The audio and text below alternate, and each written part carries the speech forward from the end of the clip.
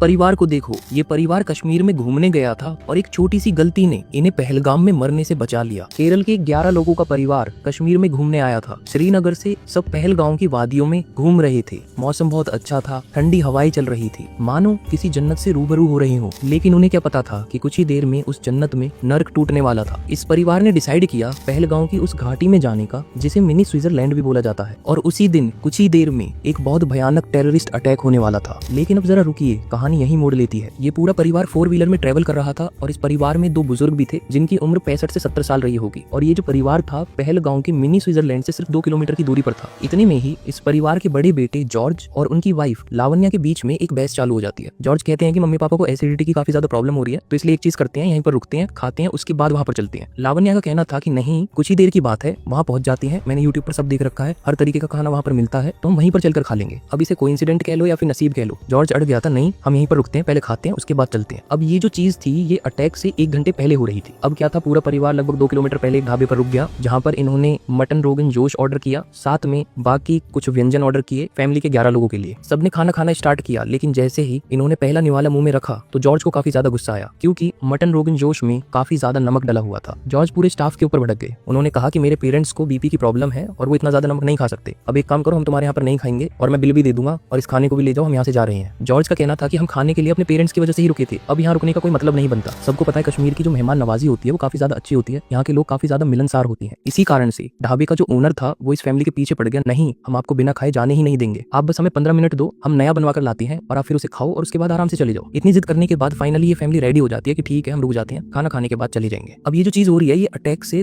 25 से 30 मिनट पहले हो रही है। 15-20 मिनट में खाना बन के आता है, वो खाते हैं, उसके बाद ये फैमिली पहलगाम के मिनी स्विट्जरलैंड की तरफ निकल जाती है। जैसे ही ये फैमिली लगभग 1 किलोमीटर दूर आगे बढ़ती है, वहां से एक औरत खून में लथपथ भागती हुई इनकी तरफ आती है और इस औरत का कहना था कि वहां पर अटैक हुआ है और हिंदुओं को मारा जा रहा है। स्टार्टिंग में ये कुछ समझ नहीं पा रहे थे, लेकिन जैसे उन्होंने सामने से और भी ज्यादा घायल लोगों को आते हुए देखा तो इनकी समझ में आ गया कि कुछ तो गड़बड़ है। इन्होंने तुरंत अपनी गाड़ी को मोड़ा और उस जगह से काफी दूर निकल गए। जॉर्ज की पत्नी लावण्या का कहना है कि अगर हम जॉर्ज की जिद की वजह से उस ढाबे पर नहीं रुकते, अगर खाने में तेज नमक नहीं होता, अगर ढाबे वाला ओनर हमें रोकने की कोशिश नहीं करता, तो शायद आज हम जिंदा नहीं होते। इसलिए शायद बोला जाता है कि कभी कभी हमें जिंदगी में कुछ चीजें गड़बड़ लगती है, लेकिन वही चीजें ऊपर वाले की सबसे बड़ी रहमत होती है।